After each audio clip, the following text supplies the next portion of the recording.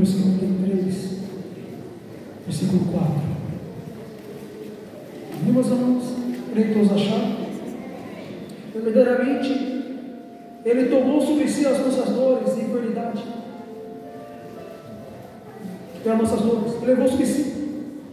E nos reputou por aflito de Deus e oprimido, mas Ele foi ferido pelas nossas agressões e moído pelas nossas iniquidades. E o castigo que nos traz a paz estava sobre Ele, e pela sua pisadura fomos sarados. Que todos nós andamos desgarrados como ovelha, cada um se desviava pelo seu caminho, mas o Senhor fez cair sobre Ele a iniquidade de nós todos. E Ele foi oprimido, mas não abriu a sua boca.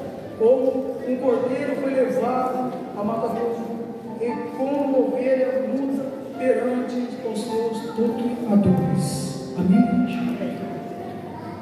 O profeta Isaías vai escrever e falar sobre Cristo, sobre o sofrimento que Cristo ia ter, depois de 600 a 700 anos à frente. O Cristo que foi descrito pelo profeta Isaías, Ele vem na terra, e Ele vem passar agora as mais terríveis dores pelo povo que havia perdido a sua essência, tinha perdido o contato com Deus. O profeta Isaías descreve sobre o sofrimento que Cristo havia de passar por essa igreja que hoje está aqui. E depois de 600 ou 700 anos à frente, isto acontece.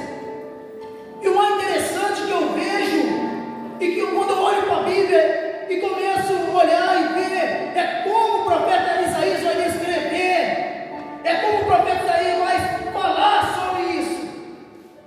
E Cristo vai padecer e passar para a mais terrível dores da época, elevado diante de algo, de uma morte terrível, a crucificação. E a crucificação era feita pelos romanos, não pelos judeus. Havia várias formas de morte que os judeus faziam, ou até mesmo João passou por uma delas, decapitado. Mas a morte, crucificação, era algo terrível. Era a pior morte que havia dado entre os romanos.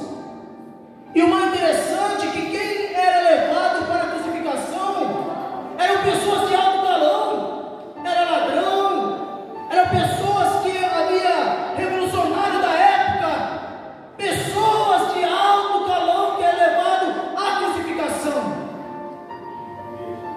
E Cristo, Ele não tinha nenhuma dessas qualidades sobre Ele. Não, Cristo não tinha. Cristo, Ele era um homem puro. Ele não tinha nenhuma dessas qualidades que era levado à cruz. Mas você e eu tinha. Nós tínhamos todos os defeitos que o mundo oferecia para cada um de vocês que está aqui. Cada um de vocês tinha uma sentença, cada um de vocês tinha um ato, tinha uma prática que levaria você para a crucificação. Mas Ele não. Ele não tinha.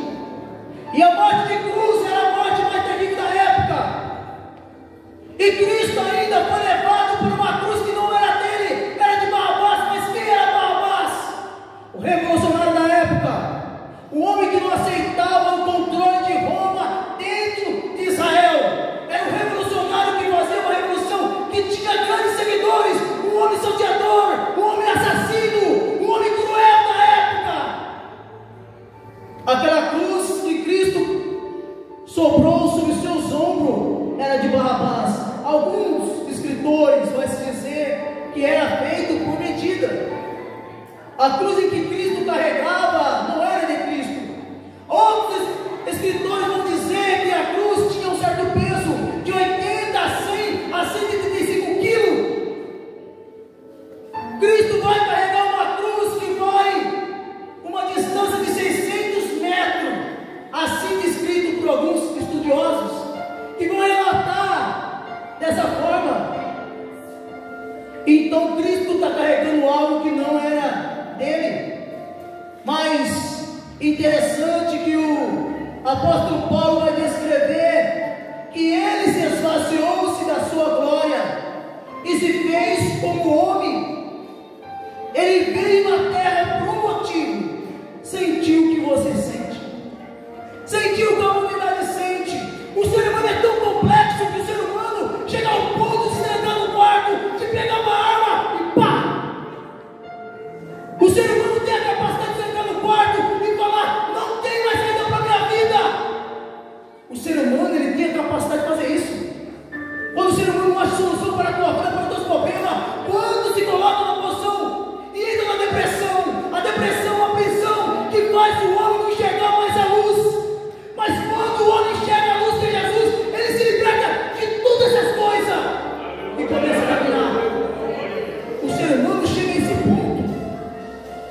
O ser humano, ele tem essa capacidade de se fechar ao teu ponto e de se achar que não tem solução para a tua vida.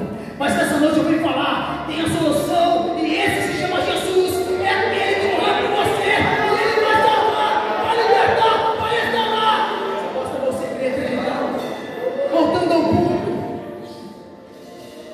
Cristo pega uma cruz que não é dele, mas antes de tudo isso, antes da crucificação, Cristo é levado diante dos grandes da época. E ali diante dos grandes, ele coloca perante a multidão Jesus e Barrabás. Jesus, ele pregava, libertava, ele já deu um incômodo diante de Israel, porque ele também fez uma grande revolução, trazendo a paz verdadeira, incomodando os líderes da época, porque ele pregava a verdade, falava a verdade, enquanto os líderes da época, os fariseus e os seus, estavam cegos, preocupados com o quê? Com o governo, com política e com bens materiais. A casa de Deus estava jogada, porque estava corrompida, mas Cristo, ele veio para cuidar. E quando os grandes viram o que ele estava fazendo, tentando crucificá-lo e jogando algo nas costas dele que ele não tinha feito, e diante dos grandes da época colocaram Jesus e Barrabás. Barrabás diante o povo, querendo ou não, Barrabás era um homem respeitado, era revolucionário, ele conseguiu uma grande multidão. O povo estava enfurecido e vai lá e escolhe quem? Barrabás.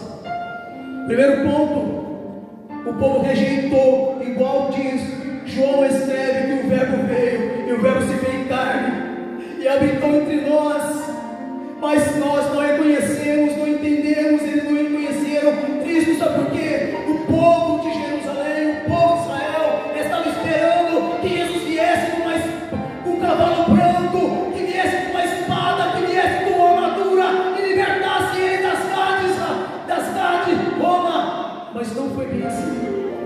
Cristo, ele veio montado no jumentinho e trazendo pura libertação espiritual. O povo queria algo terreno, mas Cristo traz algo espiritual para a salvação da humanidade. Era algo espiritual, não era algo terreno. Eles não entendiam, estavam cegos, olhando para as coisas materiais. Mas Cristo traz algo espiritual no meio do povo, que o povo não entendia. E Cristo foi colocado agora para ser crucificado. Aqui começa o mártir. Eu falo que Cristo, ele não somente foi espantado, Cristo, ele foi mais que isso. Eles martirizaram Cristo de uma tal forma, porque quando Cristo ali é solto, Barrabás é preso, Cristo é levado agora para o carrasco da época. E quando o carrasco pega Cristo, eles começam a chicotear ele. E quando fala de chicoteamento, vamos ver que naquela época o chicote era cabo de madeira, feito de couro, e na ponta dele havia ossos, ponto agudo, com umas bolinhas espinhosas, e também outras tipos de lança, havia um agrilhão pontudo. E toda vez que dava uma chicotada na costa de Cristo, isso ainda ranchava e puxava a pedaços, fazia vergões, desacerar a costa de Cristo. Não fiz mais que isso ainda, eles bateram no nosso Cristo. Aleluia. Eles judiaram de uma tal forma, espantaram. Depois de passar tudo isso, a humilhação de apanhar, de ser chicoteado,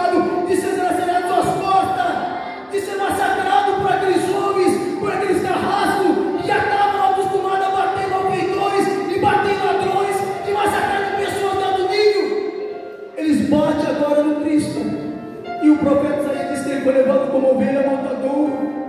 Ele foi machucado, foi oprimido ali naquele momento, ainda mais. Eles zombavam de Cristo, colocaram uma coroa em sua cabeça e lançaram uma espelho da cor de púrpura ali. E quantos espantavam a Cristo, zombavam de Cristo, colocavam uma cruz em suas costas para que ele caminhasse a 600 metros até o Gólgota. E digo mais, o sofrimento de Cristo foi tão intenso, ele caía e levantava, mas não desistia. Ele caía e levantava, não desistia. A visão de Cristo não estava naquele lado, a visão de Cristo estava lá na frente, Cristo estava olhando lá na frente, vendo hoje, vendo a igreja dele aqui hoje, vendo você ligado aqui hoje, vendo você aqui adorando ele aqui hoje, entendendo que você reconhece que ele valeu a pena. Ele não desistiu e foi levado lá, mas quando chega lá, no local da crucificação, e o mais interessante que eu estava estudando, que a crucificação não era para a pessoa morrer em momentos piores. Tinha crucificação que era feita pelo povo romano, que durava de 3 a 4 dias. A pessoa morria de sede, hidratação e de agonia. Entendeu? Outras formas, eles quebravam a perna da pessoa para que a pessoa ficasse ali agoniando. O sofrimento era tão intenso, que eles morriam de agonia, de hidratação. O sofrimento era tão intenso naquela cruz. Mas com Cristo foi 6 horas de sofrimento. Cristo foi tomado. Das 9 às 3 da tarde, Cristo foi tomado. Mas antes disso, Cristo chega lá na crucificação, é colocado na cruz. Mas ali começa a agonia agora de verdade. Cristo é colocado numa cruz que não era dele. Alguns estudiosos dizem que a cruz não era proporcional a Cristo. Então o braço de Cristo foi o quê? Deslocado. E digo mais, alguns entendem e pensam que Cristo foi crucificado na mão, no meio. Alguns estudiosos vão descrever que a mão não ia suportar o corpo. Então Cristo é colocado no pulso. Aqui tem um nervo chamado mediano. Está vendo? Glória a Jesus. Mediano no pulso. E quem aqui é enfermeiro ou médico sabe que quando é colocado um parafuso de 15 centímetros, como o estudioso descreve, Cristo toma uma dor imensa. Alguém viu falar da neuralgia trigêmea? Quem é enfermeiro sabe do que eu estou falando. É a pior dor que existe. Quando Cristo é crucificado e colocado os pregos, Cristo sente essa dor. Cristo toma uma dor pior que o mundo, porque alguém poderia sentir. Cristo toma uma dor terrível, mas por causa de mim e de você. Por causa de você e por causa de mim, Cristo, Ele é sofrendo as piores e piores dores, e colocando uma cruz que ainda não era dele. Ele não tinha pecado, ele não tinha nada, mas alguém tinha que pagar pelo preço do pecado do mundo. O teu pecado, o meu pecado, tinha que ser pago de alguma forma. E o próprio Cristo passou por todas essas dores. A pior humilhação que alguém poderia passar, a Bíblia não descreve, e também são poucas pessoas que relatam, mas era dada a humilhação ainda para quem estava sendo crucificado, porque muitas das vezes, querendo ou não, eles eram crucificados nu. Além de você passar toda essa dor ainda, a vergonha ainda de estar nu diante de uma multidão zombando, zoando de você, é terrível. Igreja, para pensar um pouco sobre a crucificação. Para pensar um pouco sobre a morte de Cristo. Não foi algo simples, algo rápido. Foi algo doloroso. algo que, meu Deus do céu, nenhum de nós suportaria sofrer como Cristo sofreu, mas Ele não, nenhum momento Ele parou. E quando das 9 às 3, Ele entrega a teu espírito ao Pai e diz: Pai, está consumado. Pai, está consumado. Mas interessante que João escreve essa palavra no Evangelho de João, e quando nós levamos para o original, para o grego, tem outro sentido, e tem algo mais profundo ainda na tua vida. Testeretai. Essa palavra em hebraico, em grego, vai ter um significado. Essa palavra vai ter outro significado. Essa palavra era dada, sabe para quem? Para os juízes da época, assinar uma carta para o escravo e para o preso. Dentro da tradição da lei judaica, tinha um pequeno detalhe: quando você devia algo para alguém, você fazia uma dívida, não tinha condições de pagar, você ia preso, era feita uma carta com todas as suas dívidas, e é levado em juiz. Ou você ia preso, ou você virava escravo. Depois de pagar essa dívida que você tinha feito, era colocado, escrito a punho para o juiz. Ele recebia a carta novamente, e essa carta está escrito assim: está consumado. Ou dizer, essa dívida foi paga. Essa dívida foi paga dentro da lei e dentro da tradição judaica. Eu e você tinha uma dívida que ninguém conseguia pagar. Eu e você era escravo do pecado. Eu e você estava preso do pecado. Mas Cristo morreu na cruz do Calvário e deu para nós. Está pago, está pago, está pago, está consumado. Eu e você foi sua salvação. Eu e você alcançou a salvação. A dívida foi paga, e paga com sangue, a punho de Cristo. Cristo escreveu: está consumado, Pai. A dívida de todos eles, de todos os pecados, transgressões, eu pago com meu sangue. E por isso você alcançou liberdade nessa noite. A carta que havia na tua vida de que você era escravo, que você estava preso no pecado, ela foi agora paga pelo sangue de Cristo na cruz do Calvário. Igreja, entenda por que você está aqui nessa noite. Entenda por que você veio aqui nessa noite. Entenda por que o objetivo de Cristo salvou a humanidade. Nós não tínhamos condições nenhuma de alcançar a salvação. E quantos de nós tentamos abandonar Cristo por causa de uma gotinha desse tamanho assim? Esquecemos de tudo isso que foi pregado, e esquecemos o valor real, o sofrimento real, a verdadeira causa que está na casa de Deus. Não é por causa das bênçãos, não é por causa disso, é por causa que a salvação alcançou você, alcançou eu sou livre do pecado, eu sou livre agora, para poder dar. A minha dívida, igreja, foi paga. A sua dívida não foi paga. Não importa o que as pessoas estão falando, apontando o dedo para você. A minha vida foi paga. Eu devo satisfação para aquele que me chamou, para aquele que me levantou, para aquele que me deu a vida, para aquele que um dia qualquer na cruz do Calvário. A ele eu devo satisfação. E você também que nessa noite chegou aqui. Mas antes disso, Éder, lê Colossenses capítulo 2, versículo 14. Cristo, Ele tomou